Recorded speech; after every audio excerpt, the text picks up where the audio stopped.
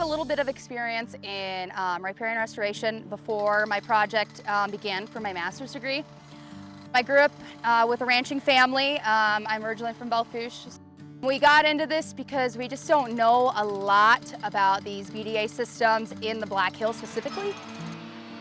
I think the biggest thing that I took away from this is we know how to specifically build the BDAs, but we wanted to make sure we're putting them, in the right locations.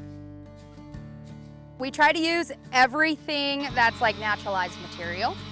Say you can use rocks, you can use any wood you find here. You want to be kind of careful of how much, say, willow and things you're cutting. We're taking wood, putting it into the stream, and then we're also taking riparian sod, which that's important. You don't want to take your really dry upland sod and putting into the stream. You just want to use what's right there, and you pack that down, and then you build it up. We've been using some small pines that are kind of encroaching into some of these meadows, and so it's okay to take a few of those.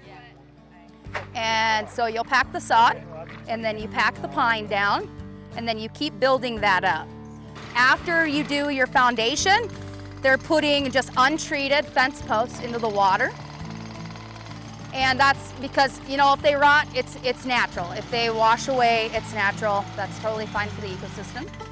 And so that just helps stabilize the dam from washing out. These dams aren't holding that much water. It's connecting the stream back to its floodplain and just helping water come back into these waterways that were once here in the surface. It's going to help it disperse instead of just running straight down the channel. None of the landscape at that point is getting the water.